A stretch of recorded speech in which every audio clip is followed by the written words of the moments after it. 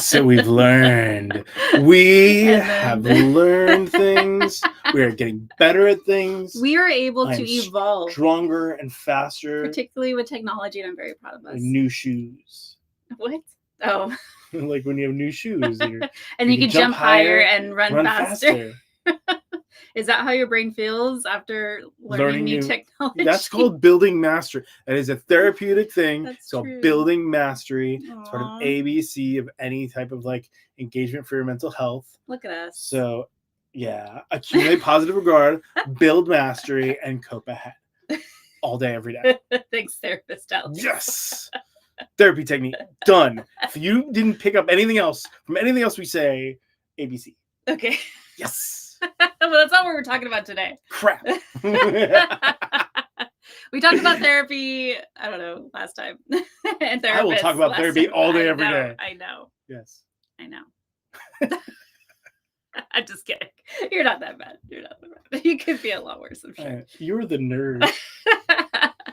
We're talking about the interesting aspects of psychology and social sciences. That's why you know she's and media. That's why you know she's the nerd. And anything else that interests me. I love it. It's great. Nerd. What we're talking about today is more on the side of dating. Actually, we are kind of talking about therapy stuff. Yeah. We're talking about what I have termed Diagnostic Divas online. I like that. These people but the science for them don't have any credentials, but are diagnosing people and circumstances based off of the posts that they see online. Everybody's a narcissist. Oh yes, apparently. Everybody hates each other. If you're online, you will learn that every dude's a narcissist. Apparently, everything is a red flag. Yeah, everything's a red flag, and you should just give up. It's weird to think that like people are like trying to like something irks them. Yeah. They get under their skin about it. There's something bothers them. Something fundamentally bothers them, and then they decide that they need to then armchair quarterback something or like so you'll date dating advice from or relationship or marriage advice from randos online.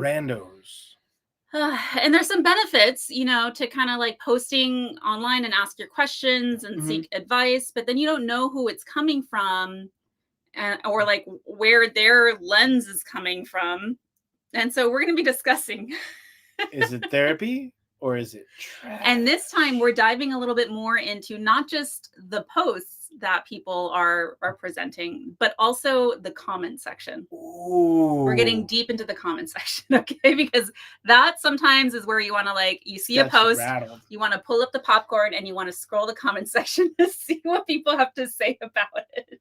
I just love how everyone's an expert these days in the It is one of your things in which you have meticulously you became a psychologist to be qualified to talk about psychological things within the realm of film and TV and mental health and all these other places. You literally were like, well, I better be qualified. So went and got a doctorate to qualify.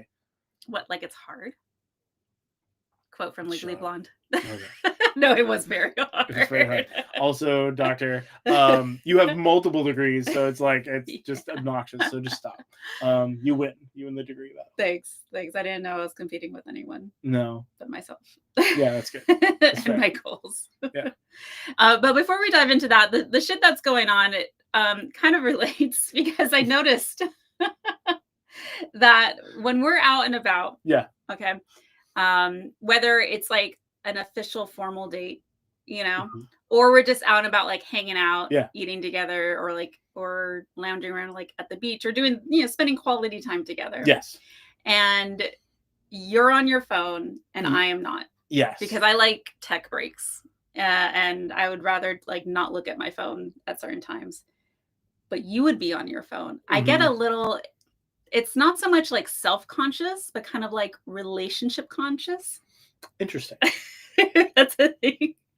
Because I know that people might observers might come by and then see us on this date. And then see you, dude, on your phone, looking intensely in your phone. And then me just kind of sitting there chilling. and then judge it in that snapshot of a moment without any understanding of like what's going on or why our dynamics, right? Who we are, or why you're on your phone or anything. And I know that because that used to be me. Mm-hmm. You know, when I was young and dating, that was like a red flag. Was like, if you see this couple unabout and someone's on their phone and someone's like not, it's like rule number one, you don't have phones out, mm-hmm. you know, on a date, especially dinner or something like that. Yeah. You don't really do it when we're at dinner. No. But then living life and marriage and running 2 businesses together. Yeah. There are times when you're on your phone. It's usually because you're looking something up for me, for you, or resolving something for me, or for you. Or like, yeah. If it's not for you, but the world doesn't know that. What do I care what like and onlookers? Also, and for me, if anyone's even paying attention, like, what do I care what? And my other thing is like, and you know this because I used to be on call all the time. I'm not on call the same way anymore. Yeah. But I also work in multiple time zones. That's always really hard because I miss people if I don't pay attention to certain things, and so I'll like jump on things when I need to. Right. And I usually go, need a work thing, give me a second, and I'll handle it and do whatever else I need to. See, and we talk about it. And we talk it up. So it's interesting. Mm-hmm. I don't know that, like, if someone could judge it, okay, I could see somebody judging it. Yeah. But as you stated, 90% of the time, it's usually because you needed me to look something up. It's always order something right away because we found it. Or you're handling something business related that I don't want to freaking be dealing with. So like the fact that you're on your phone working and I'm just there chilling is a good sign. It's not relationship in trouble or marriage in trouble. No, it's not. It's not. And so that goes to say when we're like looking at people in these snapshot moments and then jumping to conclusions about what's going on, like we're missing the mark. Yes. We're just being judgmental and critical. Yes. Either IRL or online when we're looking at people's snippets, very innocent posts, and then the comment section is just like yelling at them, break up. This is a bad red flag. Well, and I was thinking about this because, like, you know, there was that other trend around the Man of the Year stuff where there was some horrible things being said, and like, you know, to be fair, the context is irrelevant to the statements being made when something is abusive.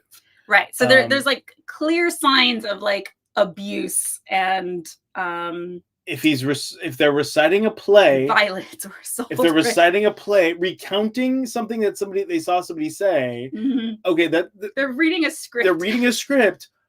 That context is important. Then maybe the rest, there's no justification for saying those things. Yeah. So what I'm referring to this time, and different from when we were reviewing the Man of the Year posts, right, where it was like clearly problematic red flags. What we're looking at today are like people like jumping to conclusions and making these generalized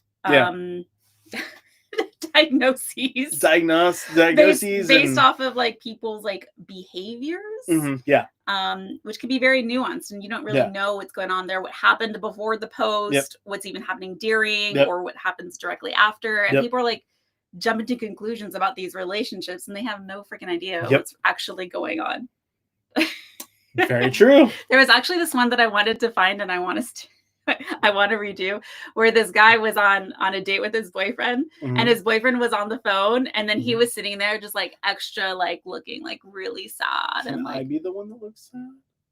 No, this was my idea. Oh, so you would be like on your phone, as you always are, and then I would just be sitting there like looking so sad and like recording myself looking sad while you're on your phone.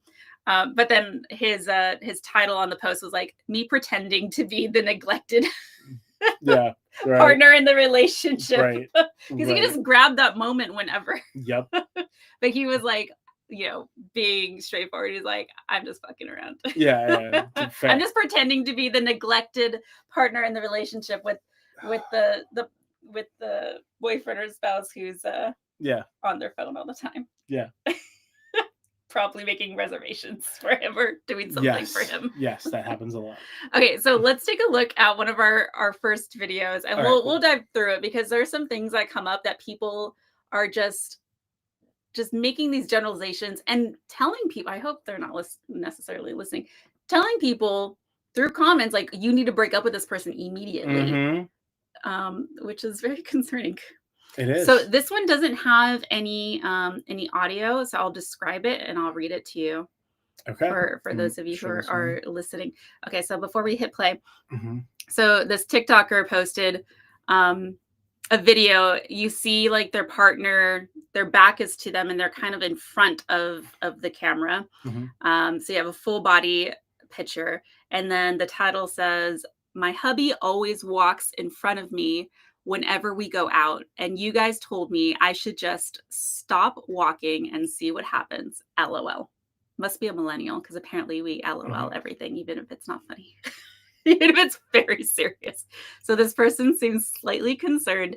They've already received some kind of advice from the strangers online. I would tell stating that when her hubby walks in front of her, it's problematic and that she should be concerned. So she should just test him and see what happens if she starts walking. Testing people is a great idea. Because that's a healthy sign of a relationship. So here you'll just see him walking. Stops. He keeps on walking. Slow walking.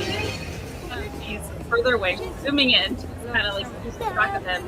Finally starts looking around. Turns around. A crowd in front of her now. Still looking. Sees her. Flustered? A little flustered, right? Yeah. Kind of flails his arms up in the air and then like starts walking. Yeah. I don't know if he rolled his eyes and then starts like walking toward her. Okay, so you watch that video. Yeah. If you are so inclined to leave a comment, what would that comment be? Dump him immediately. No, I mean like he's a demon. He looked like, well, I mean, wouldn't that break his trust that you'd be there with him? Say more. Well, because he is making an assumption. Well, I mean, likely making an assumption that you're there with him and walking with him or behind him. And so when he turns around, he's like exasperated or whatever else. It kind of like chips away at trust because he can't trust that you'll be there. Yeah. I mean, granted, if you have a problem with that, you could let him know. But yeah. So you're concerned about the guy's trust for. Well, because they're doing a testing measure, and testing measures then damage trust. Well, that's not how the internet saw it, my love. Oh no. The internet didn't consider my years of him study or his concern my years of or study the relationship. 20 years of therapy. Or his perspective on the relationship, or the fact that she was even testing him. Okay, internet. No, the internet. So we'll dive into the comments now. So the internet says, well, first I'll read you the comments. You gotta read them. So we could maintain the privacy of the people who left in their voice. Can you do it in their voice? No, I'm not good with accents. You know that. His clothes and demeanor are giving Justin Bieber vibes. ... Run. The dude's in like a hoodie. Yeah. We love our hoodies. And he's wearing like shorts to his knees and sneakers. Okay. But that comment got 243,000 likes. People really liked that this person was critical of the dude's attire. Yeah. And just based on that alone, they're just at the Grove. It looks like they're at the Grove in LA. Like they look like they're just going shopping or something. I mean, come on. And then side note, this post got 19,924 comments. Oh my goodness. This was a hot take. Okay. All right. So I'm gonna read this next one. That's your teenage son that doesn't want to be seen with you, but still needs you to pay. What? So they're again judging the guy and just his appearance, and then like I guess what they're perceiving as his annoyance. Yeah. Right? Okay. Next one. That's not a man. That's a teenage boy. 100. So still, because he's wearing a hoodie. What's the deal? I don't know. And then so finally we got next one down. Red flag, and there's 65,000 likes for that one. Why is that a red flag? Okay. Because he's walking in front of her, and apparently that's a huge red flag. Didn't they teach you that in your therapy school? No. Next person, he's trying to look single. Oh, so that's why he stopped and looked around. No, right. Yeah. He walks ahead because he's trying to look single. So they're like jumping to conclusions on that one. But yeah, that's why he stops and looks around for her. And then walks back to her like, oh, real single when you stop, look back, and acknowledge the person. Yeah. Right. He's not the one, sis. Wait, Canada. What are you saying about he's not the one, sis? This person has a little Canadian flag. Okay. Yeah. All right. Wait, hold on. So he's not the one. So here's where it starts getting like more, you need a break. Like, well, the other one's already said run, yeah, where they're giving more like, it's her husband, and you're telling him that him walking in front without ever talking about this, without ever, it doesn't matter whatever is going on in their lives or what they've been through. He's not the one based on this one observation. Have you tried walking in the opposite direction of him and never looking back? Might be super fun. Wow. Brutal, right? Wow. With only 500, thank goodness, 513 likes. Okay, and then another one. He looked annoyed to see you weren't following, then more annoyed, not relieved when he. So we're all like experts in, what is that expertise where you read body language? Micro expressions? No, there's an actual term. Proxemics or micro expressions? No. Okay. When he finally saw you, do him a favor and leave. Be with someone that walks beside you and is relieved to see you when they find you. That's like, right? Is it? This one moment where he's like, what the hell? And you're like, people are like really diving into these and they keep on going. I mean, there's doesn't like you. Sorry, I skipped, but he doesn't. Someone else said he doesn't like you. Someone else, find a new man who is proud to walk with you. Someone else, kind of mocking the scenario. What should I do next? And then next is leave him. We all say in union. The way he got frustrated. See, I don't have my glasses on.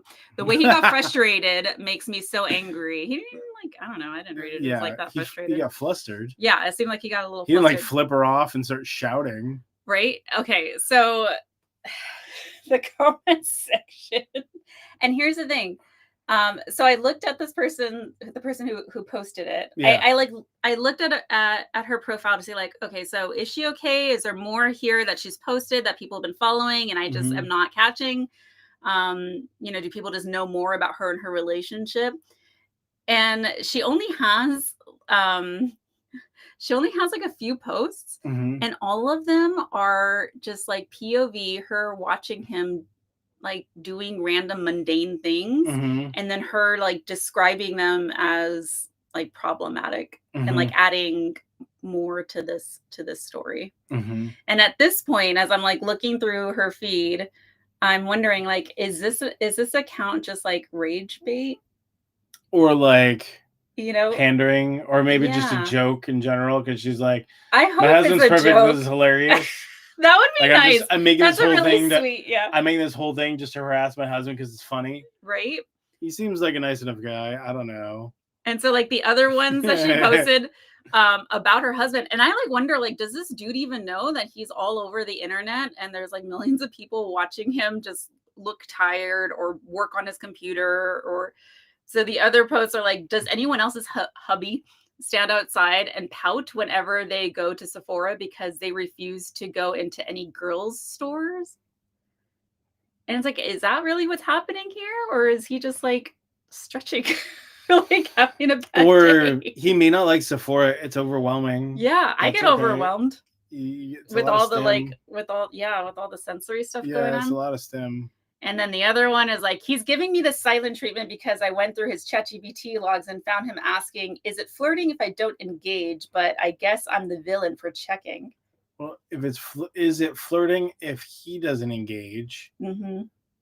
Interesting, because he's asking to then, it sounds like you're appeasing your own guilt around somebody flirting with you, but you not then reciprocating that. So this particular account seems really sus to me. Yeah, sus. Especially because it's like all focused on like her hubby and how, and questioning out there like how problematic he is in the context that she's like putting it in, just through text, not through like actual. He looks examples. A little like he's frustrated with life in general, but other than that, in general, he seems like a nice enough person. All right, I can see that. But it's interesting how how like critical people are online about these relationships, and imagine if someone was actually to like go to therapy with these types of questions, and try to like work through it or talk directly with their partner. All my first questions are like, well, why do you fear this, or why do you? Yeah. So if this person who's posting this content came to you with the content saying like all their concerns about their partner, how would you navigate that in actual therapeutic setting versus online? What part of that is bothering you? What's the takeaway for you around this thing? To know where it's coming from. The other thing that I would ask is like, have you communicated about it? Yeah. Do you know what you'd then assert, or what assertions you'd make around that communication? My first question is always like, what did that person say when you brought it up, or what did you what did you say when you brought it up to that person? Yeah, I don't even make it. I want to know why they're even upset by it, because it could be like, well, because my dad abandoned me, and I'm like, oh. Well, I'm sure they wouldn't come to that conclusion. I know. I just. But I want to get first to like the theoretical. My first question is like, have you talked to this person about it, and how did that go? Yeah. And then I'll come back around and get all the whys and all that stuff. But what's interesting online is that, and even back in the day when I was in my marriage and family therapy program, even one of my professors disclosed that this was a challenge in his marriage, was this issue of walking in front of your, and these are in heterosexual relationships, men walking in front of their wives. Seems to be like a hot button topic. I know. To the point where my professor brought it up. And there's, it was even in one of our books that referenced it between the author and his wife, where they were hiking together, and the dude was just like on his hike in his zone and hiking up this mountain. And then the wife was like super pissed about it the entire time, not communicating to him. And then later, after the whole hike was done, and she was like just kind of moody and quiet. Later on, blew up and said like, "That's so disrespectful. I can't believe you just left me. You abandoned me." Yeah, so I guess it was like some of that like kind of abandonment, insecurity stuff. But on top of that, it's like, well, did you say anything? Exactly. That's what. And the other part is first question. Well, but then the other part is like, what are you trying to get out of a hike? Yeah. So for like whether it's a hike or a walk, but just in general, all right. So like, what you're trying to get out of a given thing can be very different between two people. A given experience, yeah. All right. So if you're like hiking to let go of some things and not think about anything and not engage and just kind of be in nature, you may not want to walk side by side with somebody unless they're trying to tell you that this is the intention of that walk. Yeah. Or unless the intention of the walk is like quality time. Let's chat, and converse along this walk together. It's like in the mornings when you used to try and go for walks with me, and I just wanted to be quiet and I wouldn't say anything. And I wanted to just walk for like ever and drink coffee and look at the world and just watch the world wake up. It's like one of my favorite things, just to be silent and go through things. We quickly learned that we had two very different expectations. You were not silent for our morning quality time together in our marriage. Yeah, not a walk. We will make breakfast together. We'll do everything else together. We'll work out together. We'll do anything else together except for go for a walk. It's better for our marriage if he wakes up first. Get some alone time, and I sleep in, and then I wake up, and then we're like, "Hey, what's up?" I can't. Let's talk about everything ever. You're awake. You're awake. You're just so awake. And here's the thing: that if I was to record that, if I was to record, without you knowing it, I don't even know if that's like legal in some states. Yeah. If I was to record our morning interactions where I'm like, "Hey, I love you. I'm happy to see you. Like, let me tell you about all the stuff I learned on TikTok last night, while you were asleep. I love you. I'm going to go now." I don't even know if you'd say I love you. You'd just be like, just grunt. The comment section of our beautiful, loving, amazing marriage from that one moment. Run. As I come back and you're like, "Hey, honey, red flag. I'm going to cook you waffles." He hates you. Come back with flowers and make you waffles and with like no other context. I just need a moment. Okay, play another. All right. Another video example of just people, these diagnostic divas go into town on these relationships based off of one thing that they see. This one, right? Yeah. All right. So here's another one. Wait, let me read this stuff. Okay, so here's another example of like this issue that people have with men, their husbands or whoever, walking ahead of them.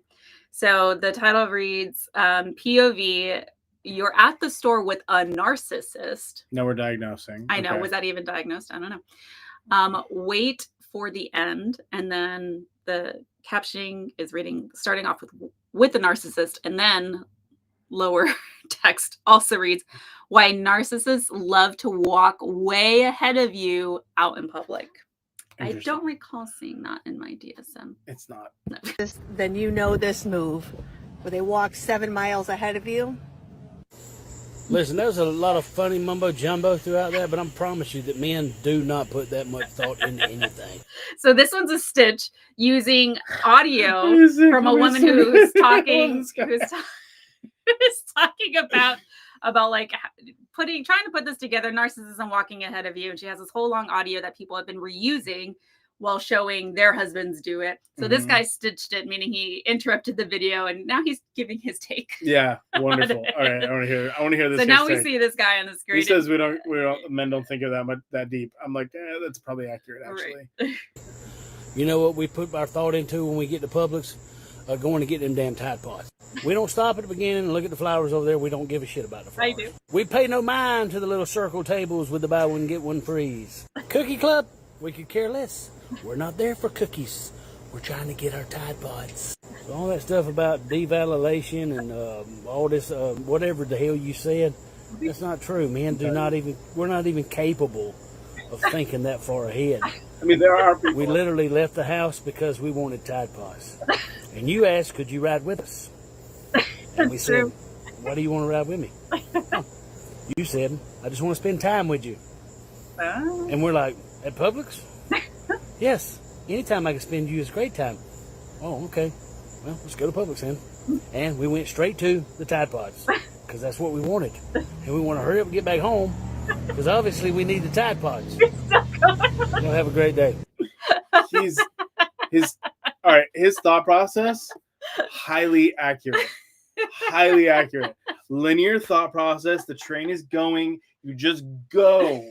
So when you tell me, hey, when I'm like, I gotta go to Home Depot or some other store, I have to go to Home Depot. When I say I have to go to Home Depot, yeah, and then you're like, I want to come, and I'm like, do you want to show up and grab something? I have these things in mind. Are you gonna? And you hate going with me when I have those things in mind. There's so many little screws. No, that's not even the point. It's because I don't do. I'm on a mission. I find the things. I do what I have to do. And you're like, but I want to go look over there. I'm like, no, I gotta go over here. The nursery and the paint section. And what happens when we do not do the wood section? What happens when we do not go and get the things that I need first? I say this sucks. This is boring. Oh wait, what? Oh, you get distracted and forget. And I don't know. We don't get the things we needed, and I have to go back again. Like 90% accuracy there. If you're like, hey, I want to go spend quality time while you're on a mission, yeah, I will lose focus on the mission, spend time with you, and then have to make the trip all over again, which you then... That's why I say bring a list. I mean, it's like... I'll have a list. I'll still get distracted. Okay, so I'm not sure... I don't think this is necessarily like a sex-based brain difference. It can be. I think it might be like a personality difference, an attention difference. Attention and cognitive flexibility between men and women are a little different. So cognitive flexibility in men is really poor, so they don't multitask the same way. Which we can multitask a lot. Yeah, you know? Yeah. So we could spend quality time with you all and still get everything on our list. Yeah. So and mosey around and get distracted as well. So I mean, so. What I appreciate from this guy's take was like, here's another perspective. Yeah. Real perspective. It's not into at all. We're just focused on the mission. We have our blinders on. Like, go. Well, and it's interesting because what part of you walking way behind him is he even caring enough to dictate that to you? You could go do whatever you want there. It's not like you're forced to follow him. That's not a narcissist. The narcissist would want you to then have to do what he says. Yeah. Like want to yield to your will or wanted you to yield to his will and all these other things. Like that's different. Okay, so here's the full audio of Oh no. I hate what you chose this topic. All right, do it. I thought it was a little too heavy after we covered. Go. Do it. Do it. Well, I'm not quite ready yet. I mean...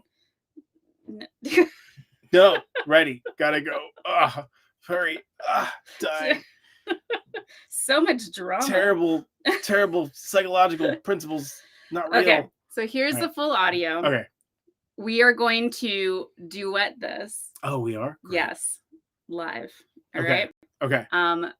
Because I couldn't download the video, but they do allow us to duet it. So we're going to play the audio while duetting it. Do it. And then posting about it. Okay. Okay. So, and let me look up this person first to see like, what do they know about anything? They don't say anything about their credentials, just it may not be their audio to begin with. It says original audio was from this person. So just other places to find them, and their tag says that they're postal. Okay. But apparently they know a lot about narcissism. So here's the original audio. Damn, dude, can't you even wait for me to get out of the car? If you've been with a narcissist, then you know this move, where they walk 7 miles ahead of you. Here's 4 reasons why they do it. 1, to assert dominance and control. By dictating pace and direction, they are communicating their perceived superiority and need to be in charge. Do they care about where you are? Lack of empathy and consideration. Well, now we're talking about they don't care Now we're talking about narcissist. if you keep up or not. In fact, the more trouble you're having, the faster they go. 3, projecting an image of independence. They may prioritize presenting themselves as independent and unattached. While they're looking for their time. 4, disrespect and devaluation. Walking ahead can be a sign of disrespect and a subtle way to devalue the other person. They do it to invalidate or neglect their partner. I feel like they're really irritated look on at his you. face when I finally catch up to him. You don't even know me. Damn, dude, can't Is she you just following a random person? I know. I think that's everyone's concern. That's like her husband, and he looks at her like she's a random person. Well, I mean, if you're scrutinizing this person at that level, because she's talking out loud, following her husband with the camera, and then calling him a narcissist, and then trying to define what a narcissist is, and make the association that what her husband's doing in the here and now is a narcissist. And then I wouldn't want someone following me around with a camera, like calling me a narcissist and like putting me on blast like that. And it's interesting that they would even think that pathologically that when he saw her again, that he'd have no response to that means that he's a narcissist as well. I mean, don't you know everything means that you're a narcissist? I just don't understand how any of those things are attributed to narcissism, because none of those things actually go back to like him having his ego somehow embellished. None of them talk about like exerting power and control or grandiosity. So he's exerting control, except for the fact that he's not. If he told her that she had to grab the cart and then needs to keep up, that would be dominance. That would be control. He didn't care what she was doing. Yeah. Go look at whatever you want to look at. I'm on a mission. Leave me alone. There's so much freedom there. There's a lack of care. So when he said lack of consideration, yes, this shows a general lack of consideration for their partner. The why is the important part here, because is the why because he's a narcissist, or is the why because he's on a mission, or because he's tired, or just running from the voice, or because he doesn't want his wife with the camera. We're not criticizing strangers online. I am annoying, obnoxious, especially if it's just like they're picking at you. Oh my gosh! For reasons in which just get your Tide Pods, bud. Right. Well, that was a different guy, right? No, they look the same. No. I think he actually took. I know it's a different guy, but he was getting Tide Pods, which is why the guy was actually referring to Tide Pods. They had the same like long beard. Yes, but not all men with beards are the same person. And that's the interesting part about these posts, these trending posts, especially around dating and relationships and marriage, is that people are trying to like diagnose their significant other. Yeah. And then they usually come to this conclusion of like they must be a narcissist. And I'll show you even later about like how many different posts there are about this. But the thing is that like there's so many other reasons why this person might be behaving this way, including other types of personality disorders that fit this type of behavior. Mm-hmm. Sure. There's so many more reasons. And I just find it interesting that right now everyone online is so fascinated by narcissism. Could be super anxious, could be ADHD, could be all sorts of could have PTSD, spectrum. Could be on the spectrum. Like I can't handle crowds and other things. So or it could just be a bad freaking day or distracted. or you royally piss them off and they're not okay with just rolling back to blew up at them before you started recording, Yep. There we go. Or they're unhappy in the relationship. That could be the thing too. Doesn't have to be a whole full-blown personality disorder. Or he could be a narcissist, except that has no indication of it, and other places you should show where they're actually a narcissist. And then one thing that I would always tell people that I'm coaching in dating relationships is that let's just focus on the is. Yes. Is good. What is going on here? Yeah. And is this reality working for you? Yeah. Regardless of the why, because especially if that person's not in the room, we may never know the why, especially if they're going through a breakup. Yeah. But the is of the relationship, the fact that this person is behaving this way or acting this way, especially after you try talking to them about it. Well, and your subsequent understanding of this person is to then diagnose them and tell the world how awful they are, what they're trying to control. That's more of a red flag to me. If that's what your take is on this thing, you've already come to a conclusion that this is who they are and what they're about. And then they can't break out of that. No. That's a problem with trying to put people in these boxes. Yeah. Including diagnostic boxes. And that's something as clinicians or therapists that we always keep in mind. Well, so it's moving ideally that we always keep in mind. And is what they move it from resentment to contempt. And that's what it sounds like, contempt when it's that. Yeah. Let's look at another example. Narcissist. Let me tell you about narcissism. God. I'm not an expert, but I'm not an expert, but this person? Yeah, let's see what they have to say. All right, let's see this one. Ready? Always ask a man on a first date who his favorite movie director is, and I can help you interpret what he says. This is based on 40 years of research, so I won't be accepting any criticisms or notes. If he says Martin Scorsese, watch out. I love it. Already, I love this, and mostly because this is artistic interpretations of things, and it's okay not to have. This is just their interpretation. I will take it. I know. Great. Go for it. This is love one the of the fun confidence. ones. All right, this is great. This makes me happy as a film nerd. This is one of the ones that I wanted to show you. Yes. I was hoping that they would say the name first before coming to the conclusion, so that way I can test you on it. Martin Scorsese first. That's just a red flag. But all right, go. Just go. Oh, wait, what was the There's prompt? too many people. Ask them what their favorite director is, and then. Okay, is this your favorite director? Martin Scorsese? Yeah. No. Okay. Let's see if that's a good thing. Let's see if you can guess my favorite. That's funny part is let's see if you can guess my favorite director. I don't know, and I'm sure you've told me a bunch of times. I think she's done 4 of these though. How do I go back to this one? There we go. Thanks. Okay, so let's see what they say about people who like the director. For his mom, if he says Christopher Nolan, his eggplant is either a lot bigger or a lot smaller than average, and you owe it to yourself to find out which one it is. If he says Quentin Tarantino, stand up from your chair and walk quickly to the nearest exit. If he says Greta Gerwig, he's a liar. If he says Jordan Peele, he has childhood trauma that he will take out on you. If he says Coen Brothers, that's fine. If you go to the gym, he will not be able to protect you in a fight. If he says Catherine, he will not say Catherine Bigelow. If he says Wes Anderson, he has a weird collection, so find out what it is, and if you can live with it as quickly as possible. If he says Paul Thomas Anderson, he will watch Bravo TV shows with you. If he says Darren Aronofsky, he's too sad and he's going to leave you for a younger woman who thinks that he's smarter than he is. And if he says Steven Spielberg, that's your dad, so you can expect him to treat you exactly the way your dad did. Hope this was helpful. Okay, I gotta say that was pretty on point. Really? If you're a film person and you know those directors, that was actually pretty on point. That was pretty good. As soon as we're like, don't try to test people and put them in boxes, that's limiting and judgmental. No, don't get me wrong. I love these directors. I love the films that they do. This is all for fun. This is for fun. I'm not talking poorly about these people. Of those directors, was your person? I don't have. It's hard for me to pick down a favorite regarding these things. Maybe that's the right answer according to this person's. But like for example, I really enjoy Christopher Nolan. wonderful movies and interesting things. Was that the one that eggplant too big, too small? It's your duty to find out. The other one is Wes Anderson, Collections of Things. Yeah, I thought. I do know you enjoy.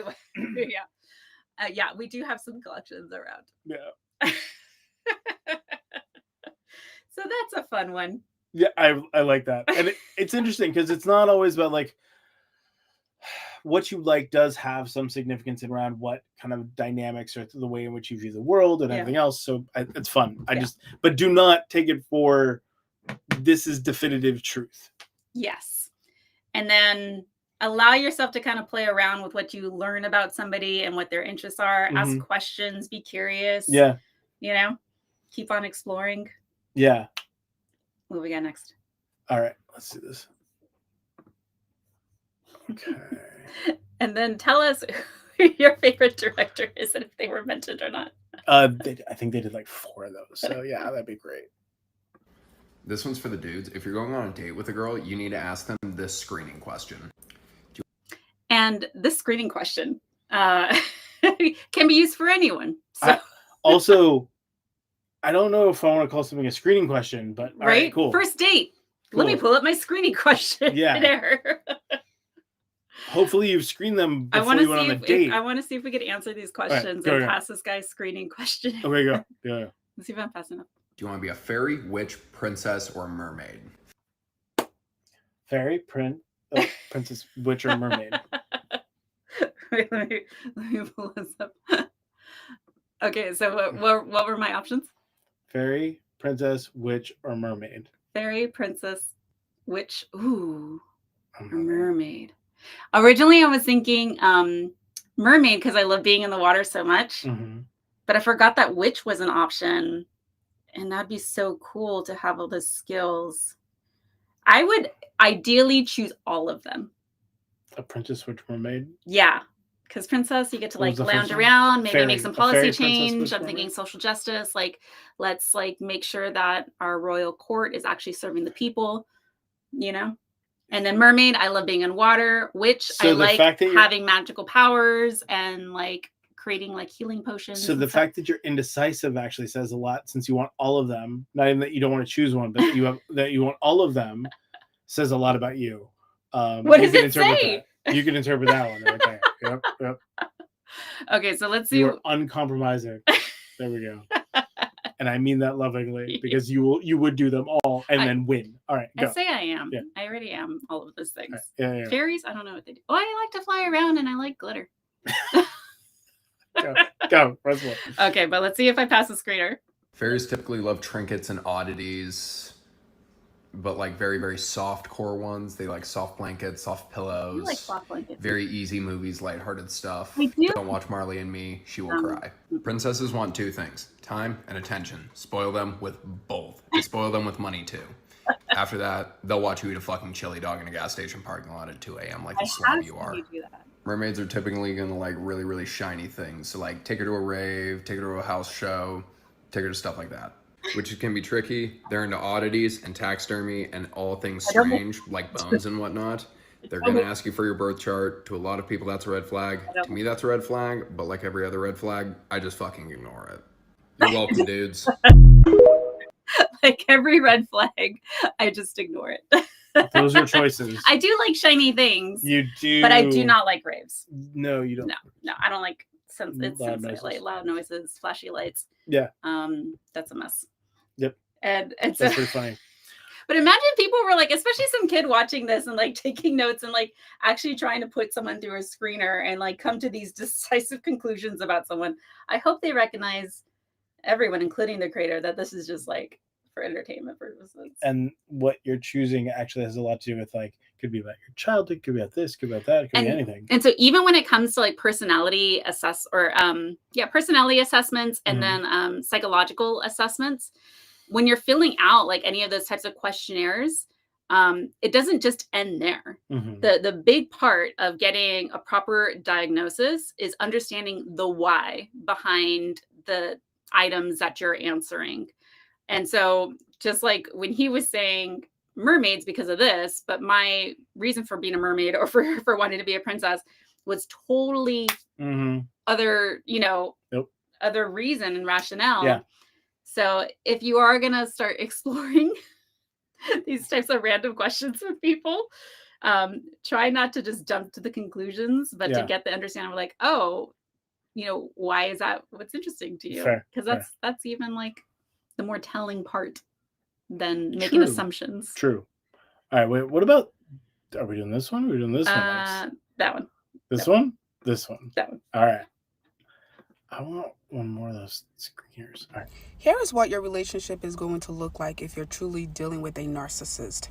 So, and that's what the title on top says. So we're looking at this person. I looked them up.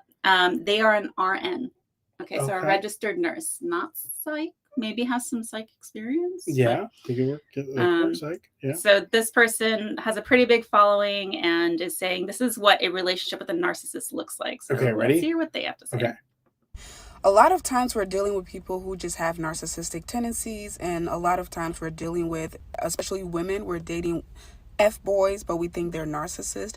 But these are signs you should truly look for if you think you're dealing with a narcissist. I want you to listen really, really carefully. All right. This is what the cycle of relationship is going to look like with a narcissist. The first time you meet them, you are going to feel like this is too good to be true because they're going to be the best thing that ever happened to you. I don't care if you've been married before or dated other people before. This specific encounter is going to feel like nothing you've ever felt before. It's going to feel beautiful. You're going to feel swept off your feet. You're going to feel like you're placed on a pedestal because you are. You're going to feel loved. You're going to feel supported. You're going to feel validated. You're going to feel heard. You're going to feel seen. You're just going to feel all of the feelings that you have been praying for in every relationship you've ever been in. All right. It's going to be a beautiful thing. It's going to be so beautiful. And you and this person are going to have a lot of likes and dislikes. Everything. You could see that in a variety of relationships, though. Yes, this is not indicator. This is your honeymoon phase for a lot of things. For a lot of things, that's not exclusive to relationships with someone who has a narcissistic personality trait. It could just be a nice human being. Yeah. All right. There could be like an attachment stuff. Attachment things going on. Attachment. Yeah. All right. Keep it going. You love, the narcissist love. Everything you like, they like. Everything you hate, they hate. All right. You are going to be the most important thing that ever happened to this narcissist. And then after a while, usually 2 to 6 months, they say, sometimes this can happen really, really fast. But within a few months, you're going to see that feeling of being on a pedestal is going to start to fade away. And then they're going to start to slowly devalue you. Once they devalue you, you are going to flip roles now. Now you're begging for love. You're begging for attention. You're begging for praises. You're begging for compliments. You're begging for all of the things that they gave you freely, overly freely. Now you're begging for even crumbs of it. So far this is accurate. This is good indicator of this. Well, my concern is that 2 to 3 to 6 month time period in a relationship. Delete that. Yeah, that's pretty normal. Delete that, yeah. And so my concern with this, with the way this person is describing this, is that people are going to watch this and they're going to keep those milestone markers. Don't look at the numbers. Don't look at the numbers because that's pretty common, like for the honeymoon stage to start to fade after like 3 to 6 months. Dynamics between two people can happen in any variety of time frames. She does say that. So ignore the time frames. Ignore that entirely. This could happen in a day. This could happen over 6 years. It doesn't matter. It is irrelevant. That's the scary part. Yeah. So that's why this is hard. That's why we're like, oh, why would you be with such a terrible person? Well, nobody's going to start off being like, hey, I'm an awful person. I'm going to treat you like garbage. But it'll be a trick. I'm going to trick you really quickly. Let's have that happen. Nobody says that to start. That's not how they start a relationship. So it's not like they knew they were drawn in a certain way. Whenever it happens, pay attention to when you are being devalued. Yeah, devalued is actually a really great way to say that, because it's not just like saying, hey, I don't like the way you did this. Yeah. Devalued. Dude, I had people trying to do that to me on the first date. I was like, what the fuck? Yeah. Yeah. Just try to like talk down and minimize. Yeah. Yeah. So it could happen at any point. Yeah. Yeah. Okay, let's see what else. So sometimes they'll come back when you complain. Sometimes they'll come back and take accountability. Sometimes they'll come back and change. Sometimes they'll come back and act a little better. Sorry about that. Sometimes they'll come back and act a little better, and then you'll be back in their good graces. But they're not 100% like they were in the start. But you're just grateful for whatever they're giving you this time. So it seems like everything is good again. You're feeling happy again. And then less than 2 days later, you're back to feeling anxious. You're feeling depressed. You're feeling like you don't know where your relationship with them stand. You're feeling like you can't talk too loud. You can't even breathe too loud. You feel like you don't understand what's going on. You feel crazy. You're being blamed for everything. If you whine, you're whining too much. If you ask for accountability, you're asking too much. You're just going to be in this constant state of fight or flight, right? Begging again for love, begging for attention, begging for the same things that they overly gave you at the start of the relationship. When you claim you want to leave, or when they see that there are changes in you to where you want to leave them, they'll suddenly change again. They'll become a better person. They'll start giving you some of the things that you ask for. They'll start loving you again. Fake loving. They'll start being there for you again. Long story short, the goal is to keep you in this cycle. What I want you to remember is, once that love bombing stage is over, they'll devalue you. Once they devalue you, you will never go back to that love bombing stage. You will never go back on that pedestal. So all they're doing now is keeping you in this cycle so you don't leave them. They're keeping you in this cycle so that you're confused and you feel crazy. And now they're making you believe that everything is your fault. You're the problem. You're crazy. You're whiny. You're toxic. You are, in fact, the narcissist. The goal is to never change, at least for them. The goal is for you to change, to lose all your senses, to lose all your integrity, to lose all the confidence you have in yourself, to lose your confidence, your reputation, your senses, everything. The goal is for you to go crazy so that you can stay and continue to take the abuse. So she goes on to continue explaining. What are you thinking so far? Well, she's right. This isn't solely with narcissism. This could be about abusers. It could be about, because narcissism is even more specific than this. There are other personality types where you do feel that like push and pull, and or that all or nothing. You're either, could be a borderline personality disorder. That could be codependency. Yeah. That could be dependency. And that could be. It's like you're either all good or you're all bad, and you're kind of like walking on eggshells. And so that's the really tricky part when it comes to diagnosing, is that like what you're experiencing from someone can be a number of different things. There are some hallmark things around narcissism that aren't being covered there so far. Yeah. Which would be like the way in which you reflect back on them in certain ways, or how they are putting themselves in a spotlight. Like, there is a big draw to being something when it comes to narcissism. Like, you have to be the center of something. So there wasn't a lot of her conversation around being the center. Yeah, that's the interesting thing about all these takes on narcissism, is that they're missing they're missing the traits of narcissism. Yeah. They're talking about abuse. Yeah. They're talking about codependency. They're talking about like other types of like weird personality dynamics and attachment problems. Still not narcissism. It's still dysfunctional, and you should definitely walk away whenever you regardless of the why. Pay attention to that is. You don't have to put a name on something for it to be bad. If that person is devaluing you, like, you don't have to call something doesn't have to be called garbage to be garbage. Can I tell you something else? Like, that is like offensive and stigmatizing to mental health disorders. Yes, it is. The fact that everyone is like saying like, okay, if you have a shitty F-boy, partner, then they likely have this mental health diagnosis of this personality disorder. And so once again, in some area of our life and human experience, people are identifying like all the worst traits ever. That person has this is still a mental health disorder. Yeah. How fucking stigmatizing is that? We're still dealing with these types of stereotypes. And on top of that, again, this does not actually like allow for. No, that person could just be a fucking asshole. And there's no dialogue around it, right? So you're watching this thing so it doesn't necessarily mean that person has like a disorder. So don't run around pointing at people yelling narcissist or whatever else. It's irrelevant. So just talk about how they're making you feel. Like, why does that make people feel better?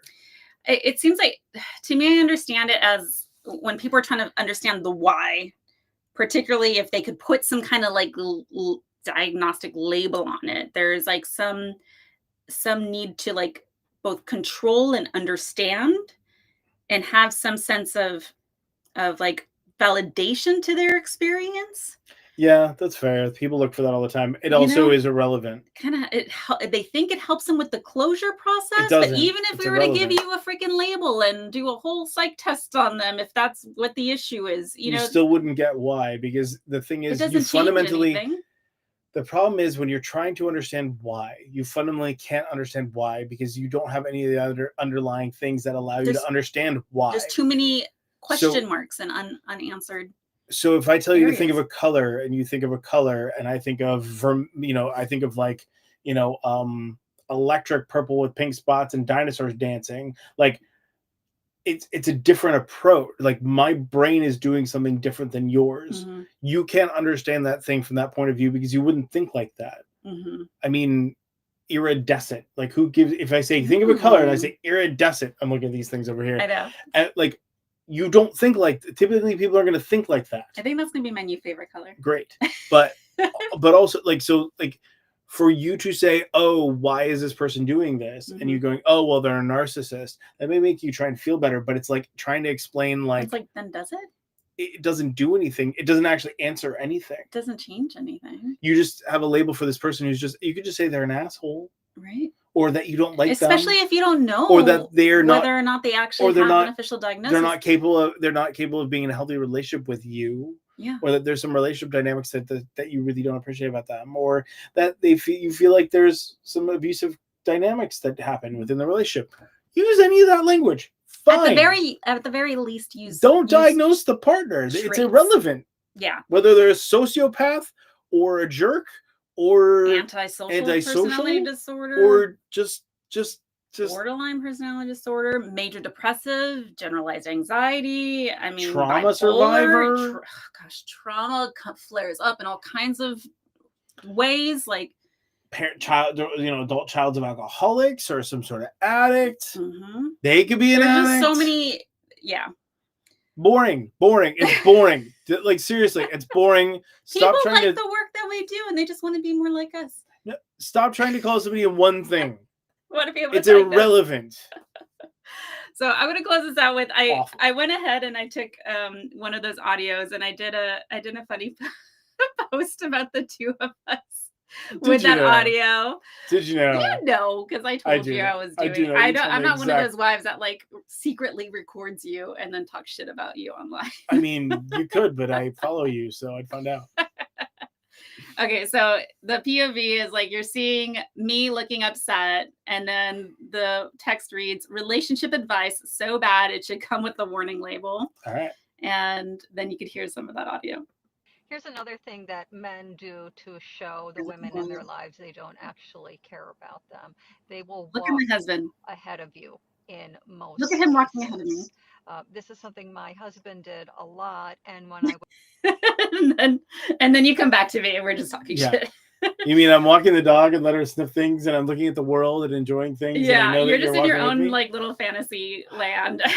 And I'm like slowly walking because I'm playing on social media. Yep. And you know what? But in that post, I explained like, okay, so here's why someone walking ahead of you could actually happen. I like list all of these reasons. Most people in the comment section got it. There was one person who was like, this audio, she actually continues to explain like why her partner's a terrible person. And that's the point that I'm getting to, is that like most people won't listen to the whole thing and they'll take a snippet of it or something that they could run with or that validates them in some kind of way. And again, them saying that the person is a terrible person. And still. I'm sorry, like I'm not. Yeah. We don't know. Sit around and you can sit around. No. Yeah, we don't know. Then let's do therapy. Yeah. Well, if you go to therapy. therapy. Go to therapy. So overall, this whole concept of trying to be an what are you doing? I said, learn your ABCs. It's callback. The mic isn't picking up anything you're saying. It's giving me terrible audio. All right. I talked about ABCs at the beginning, and then I finished. I talked about learn your ABCs. You bookended us. See, our show. That's did great. That That's great for accidentally. Our show. Overall, Diagnostic Divas Online, looking at your videos and being critical in your comments are just trash. Trash.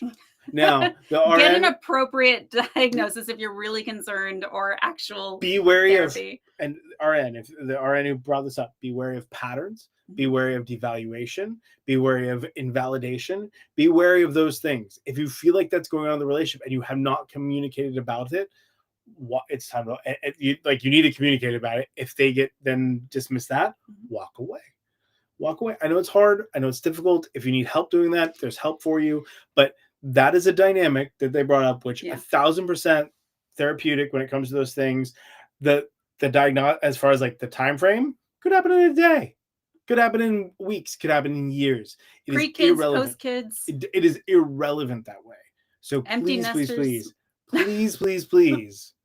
do not think that just because something happened within a month or 2 months or whatever, nope, it's irrelevant. Or in a moment. Look at the behaviors. Look at the markers of those behaviors. Strangers online behind their screens told you to run. And look at the cycle and make sure you're communicating about it. Get professional feedback. You can always find us at witandreason.com. It can either be with us. Yeah.